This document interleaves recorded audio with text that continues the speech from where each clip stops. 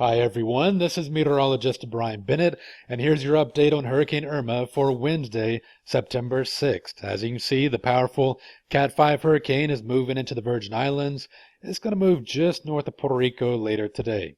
Perhaps some good news, the forecast track has shifted eastward just a little bit, and we'll take any little bit we can get as the farther east the storm goes, the lesser the impact on the state of Florida. But a landfall in the United States is still looking very probable, perhaps in Florida. If not, the landfall will definitely occur in the Carolinas. So a storm to watch very closely over the coming days. Also, I want to say that the models are coming into better agreement. That means that I can give you an outlook for the type of winds we can expect in Florida, also how much rain are we going to get, and other factors based on the current path of the storm. First of all, though, I want to show you some video out of St. Martin from last night.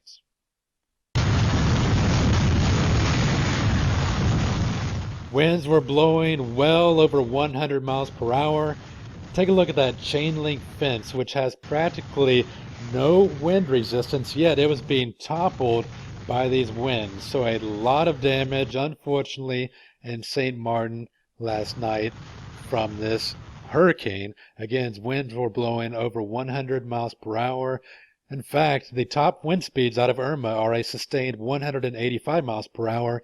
If winds increase 6 miles per hour more, then this will become the strongest hurricane ever reported in the Atlantic Ocean. Right now, Hurricane Allen back in 1980 had winds of 190 miles per hour. So that kind of gives you an idea of the type of storm we are contending with, a very strong hurricane. All right, so of course we know we have Irma out there. I don't want to mention quickly, in case you hear some chat about some other storms that are out in the Atlantic and the Gulf of Mexico. It is true that we have Tropical Storm Katia right now in the Gulf of Mexico. It's going to move off to the southwest. We also have Tropical Storm Jose, and it's going to follow in a similar path to Irma, but make more of a recurve and probably be mainly a storm for the fishes. All right, so again, Katia, and yeah, that's how you pronounce this storm. It's going to drift to the southwest very slowly and bring some heavy rainfall into Mexico. Here's Jose. Jose is going to go off to the northwest as a hurricane and could potentially impact the St. Martin area, which they do not need, obviously, after the night they had last night. But right now, it looks like Jose wants to stay mainly out to sea and recurve to the north. Nonetheless, we'll continue to watch it, but right now, Irma gets all of our attention. Irma right now has winds of 185 miles per hour. As I mentioned, if the winds increase 6 more miles per hour, then we're looking at the strongest wind speed ever recorded in a hurricane in the Atlantic Ocean. Bit of good news here too. We're looking at a bit of a west to northwest movement. The storm was moving westerly, so we've begun that northwest movement, which is great news. The storm is moving pretty quick too, which means that it won't drop quite as much rain as it could potentially drop if it were moving slower, like, for example, we saw with Harvey. Looking at the storm, it's still a very healthy looking storm, but it looks like we might be having a little bit of wind shear. Notice it's not quite the perfect symmetry that we had yesterday, so I think the storm might be counteracting with a bit of wind shear, and wind shear actually helps to deteriorate a storm a little bit, so I wouldn't be surprised to actually see the storm weaken a little bit as we get some of the updates from the National Hurricane Center later today. In fact, on the wind shear map here, you can see a little bit of wind shear over the eastern Bahamas and part of the Dominican Republic, so we will definitely take any wind shear we can get, anything that will help to erode this storm. The water temperatures, as I've shown you the last couple of days, are very warm, so they're not going to hold this storm back as it moves into very warm bathwater-like temperatures. Looking at the water vapor imagery, no real dry air being pulled into the storm, so really nothing to inhibit the storm as far as water vapor goes. So really land and wind shear will be the only two things that can weaken this storm. So looking at the forecast hurricane intensity, you can see that the models are picking up on a little bit of that wind shear and perhaps a little bit of influence from the land as well, because they are saying the storm could weaken ever so slowly. But even a weakened storm will still be down from a Cat 5 to a Cat 4 hurricane, which is still a very catastrophic hurricane. Here's a look at the National Hurricane Center track, and as you can see, it has shifted eastward just a little bit from what we saw yesterday, but notice the forecast cone. The entire state, pretty much, of Florida is in the forecast cone, so that means everybody in Florida needs to keep a close eye on this storm, but we're starting to trend in the right direction of seeing the storm go away from the center of Florida at least. The yellow color here represents tropical storm force winds, and the kind of brownish color represents hurricane force winds. So we're going to see hurricane force winds later today in Puerto Rico, and then keep an eye on how close the center of circulation will be as it moves towards the state of Florida with a big wind field. Even if the storm is offshore, we could still see some very strong winds. Also, if the storm doesn't go right over Florida, it's going to be a stronger storm as it goes north. So Carolinas, buckle down. If the storm goes over the Gulf Stream, where we have very warm water, basically a river of warm water traveling off the east coast of Florida, then that could help keep the storm stronger for a longer period of time as it heads towards the Carolinas. Here's a look at the latest spaghetti model plots, and as you can see, the consensus is that the storm should scrape the east coast of Florida, or perhaps even be just off the east coast of Florida. So perhaps some good news there with the track shifting to the east. As you get farther to the north, it kind of looks like a kindergartner with a bunch of crayons here. Not a lot of uncertainty when we get to the farther north latitudes like the Carolinas, but right now the models are wanting to generally take the storm generally into South Carolina or North Carolina, or perhaps even as far south as the Savannah area. So we haven't talked a ton about the Carolinas, but definitely an area that needs to pay close attention to this storm. Here's a look at the GFS model. This model is hot off the presses, showing the latest likelihood of where the storm is going to track. Notice later today, just north of Puerto Rico, and that's a heck of a lot better than the storm being right over Puerto Rico, and it's better than the storm being on the south shore of Puerto Rico because the northern side of the storm is stronger. Nonetheless, it is going to be a rough day for Puerto Rico with large storm surge, very big waves, strong winds, and flash flooding.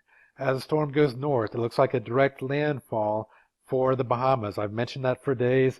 Bahamas, you are going to receive a major hurricane, so you really need to buckle down. Right now, it looks like the storm does not want to go over Cuba, which means the storm is not going to weaken due to the rough terrain of Cuba. And that's not great news for Florida because that means we're dealing with a stronger hurricane once it gets up into the Florida area. But again, better news as far as the track goes, with the storm just barely skirting the east coast of Florida. And this, again, is the very latest GFS model that's just come out this morning. Here's a look at the European model. Again, remember I mentioned they are kind of a green. So we're seeing the storm scrape the east coast of Florida and then move off to the north, perhaps making landfall again in the Carolinas. So the Carolinas, you definitely need to keep a close eye on this storm as well. So based on everything we've looked at, the most likely track that I put together would be one that's shifted just a tiny bit eastward. So we're going to see the storm move, again, just north of Puerto Rico, just north of the Dominican Republic, take a bit of a turn to the north, scraping the north shore of Cuba, and then that's when we're going to start to see the turn to the north. And right now it looks like it wants to scrape the east coast of Florida, perhaps all the way up to Cape Canaveral, and then perhaps going offshore just for a little bit before making a landfall, possibly again in the Carolinas. Now, that's the most likely outcome at this point, but again, keep in mind that we could see a farther south and a farther west solution, so no need to let your guard down quite yet. Just start to look for this trend over the next couple of days and hope that the storm will go either farther east or start to diminish. As far as an easterly track goes, we could see the track actually not make landfall in Florida. I've mentioned that's a possibility, but we could still see very strong storm surge and strong winds on the east coast of Florida, even if the center of circulation is offshore of Florida. So let's hope that does happen. But right now, it looks like it wants to basically scrape the east coast of Florida. And again, that's something we'll continue to watch with future model runs.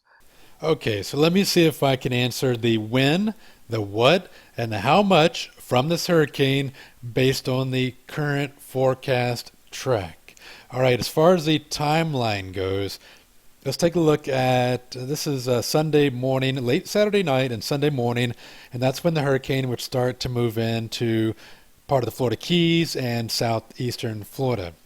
Fast forwarding the clock to late Sunday morning and early Sunday afternoon, that would be when we would expect the worst conditions for Miami and West Palm Beach area.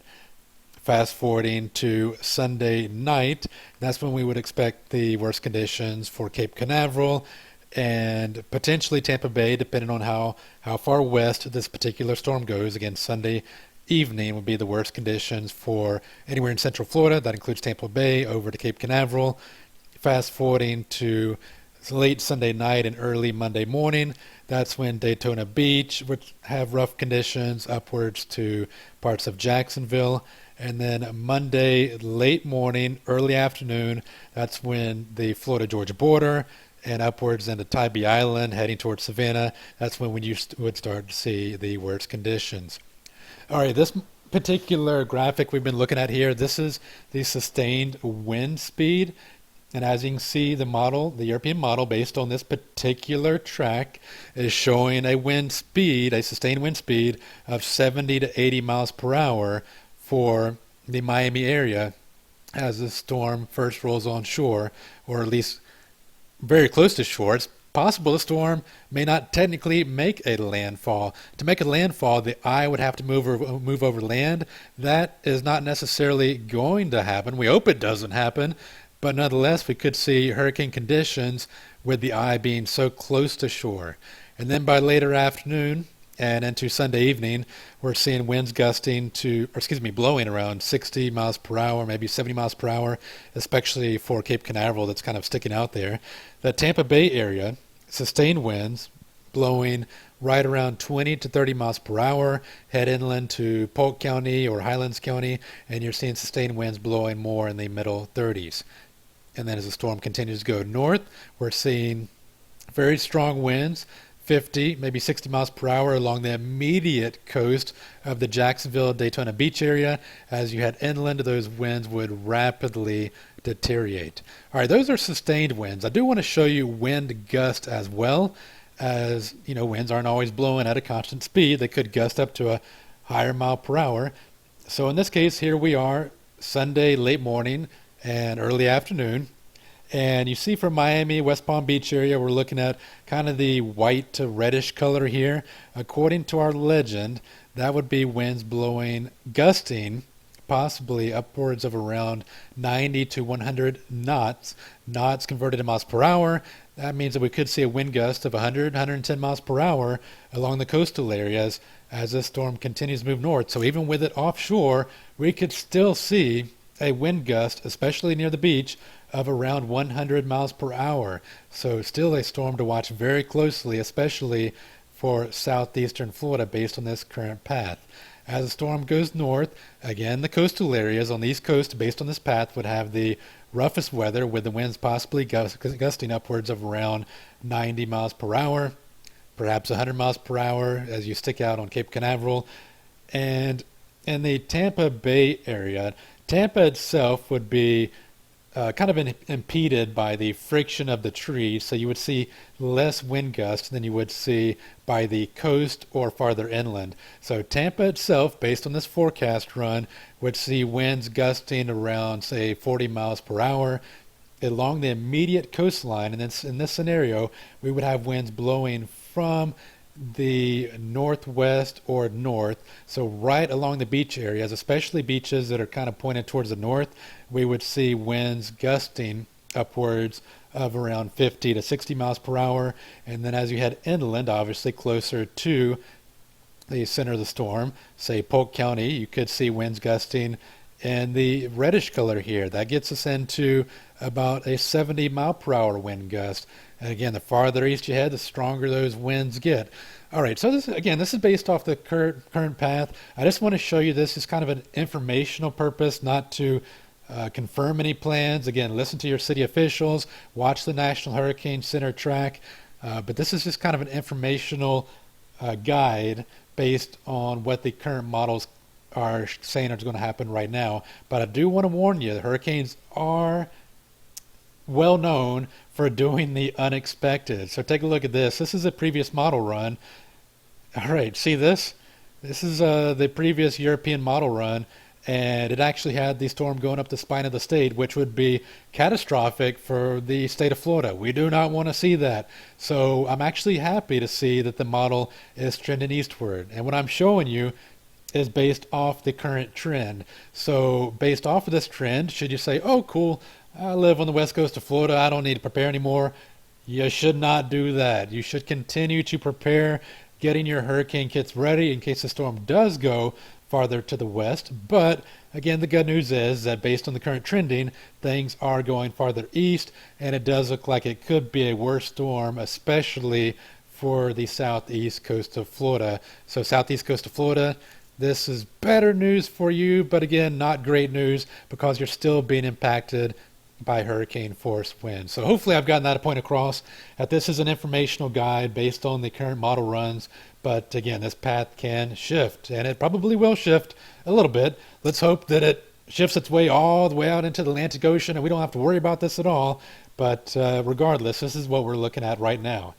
Here's a look at how much rain we can expect from the storm. And again, notice how quickly the rain kind of drops off the further west you go. By the time you get to Tampa, St. Petersburg, you're looking at this model predicting about 1 or 2 inches of rain. Head inland to Polk County, we're looking at 4 to 5 inches of rain. Miami area, where you're very, very close to the center of circulation, you're picking up potentially about a foot of rain.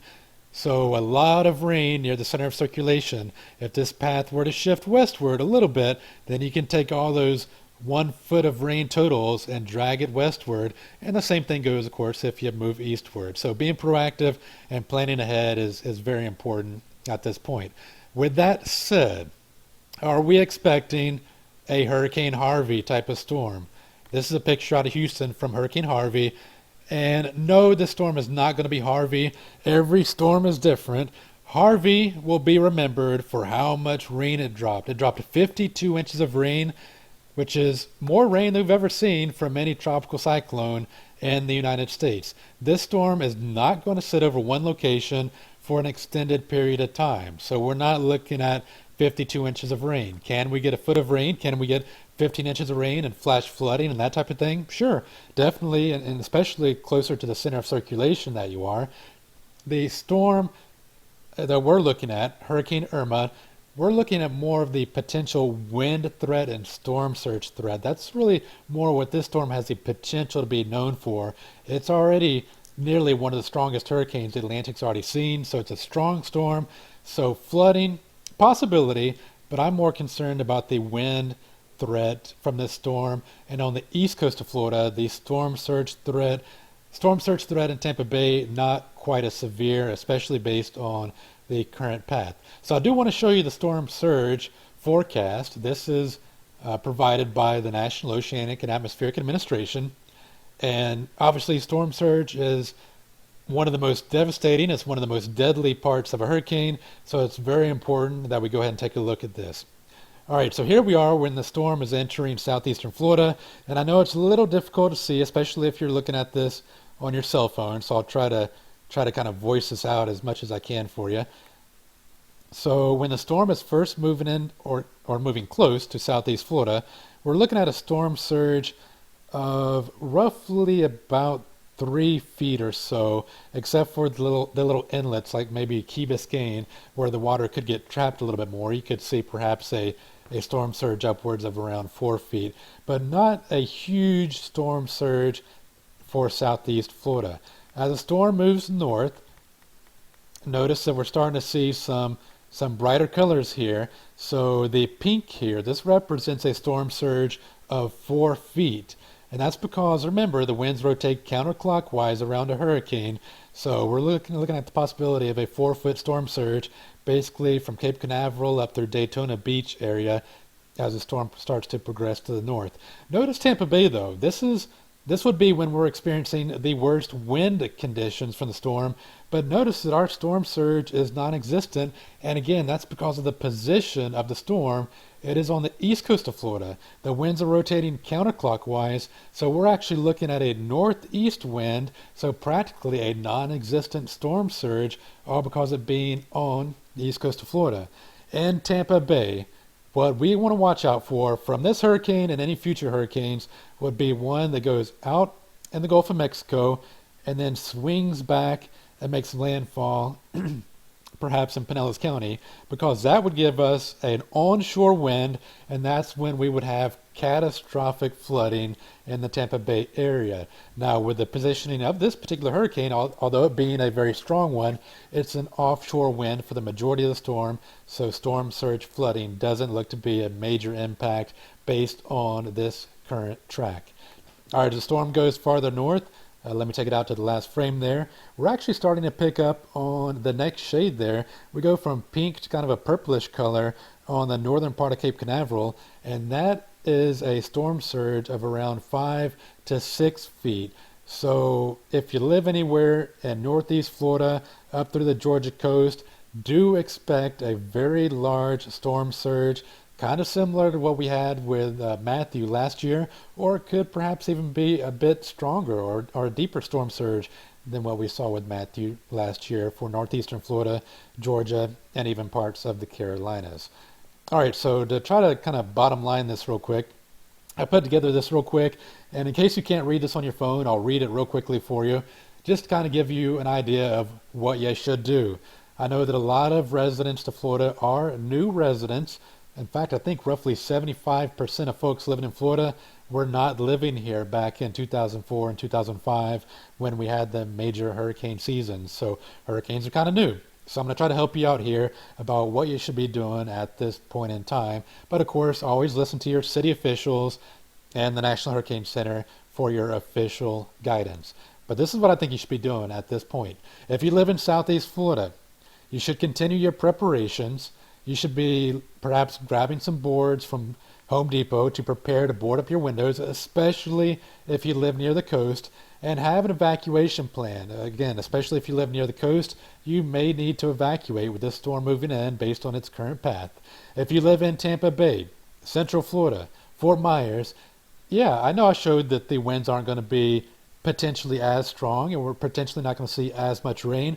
But does that mean you should say, oh, cool, dude, we don't need to continue the preparations anymore? No, you do. You should prepare. You should make sure you have plenty of water. You should top off your car with gas. Make sure you have flashlights and batteries and all your medications and your non-perishable foods. Because if this hurricane happens to shift westward a little bit, then suddenly, bam, Tampa Bay is seeing much worse weather conditions, and you're going to end up needing some of these items that you would prepare for. And the great thing about preparing, too, if we end up not having a hurricane, hallelujah, but you can drink the water, you can drive the gas off, you can use those batteries, you can have your medications, and you can eat the food, so nothing is lost, but you've been prepared. All right, if you live in the Florida Panhandle, continue the preparations just in case. Looking kind of unlikely that you'll need any of these items at this point, but it doesn't hurt to continue to prepare. If you live in Northeast Florida, again, preparations. Consider boarding your windows, especially near the coast. You're going to have a fairly strong onshore wind. Consider having an evacuation plan, especially if you live in a flood zone near the coast. You may need to evacuate. I was showing you the storm surge. It's going to be a factor for Northeast Florida and the Georgia coast. So evacuation for flood zones near the coast are actually going to be fairly likely, even if the hurricane is offshore. If you live in northeast coastal Georgia or coastal South Carolina, you need to finalize your preparations and you need to go ahead and plan on evacuating. You're going to see some strong storm surge and you're going to see some very strong winds as well. So you really need to go ahead and have an evacuation plan, as it looks like the storm will be heading your general direction as we move towards the early part of next week. All right, guys, hope this answered some questions for you. I know I kind of went on and on quite a bit, but that's the bottom line of what I expect to happen on this current path. Again, it's going to deviate a little bit, so stay tuned, but that is the latest of what's happening right now. Of course, I'll have more updates as needed, And I hope to do Facebook Live. If not this evening, then again, I'll do it tomorrow morning, and I can again answer any more questions that you might have. All right, guys, appreciate you watching this, and hope you have a great rest of your day.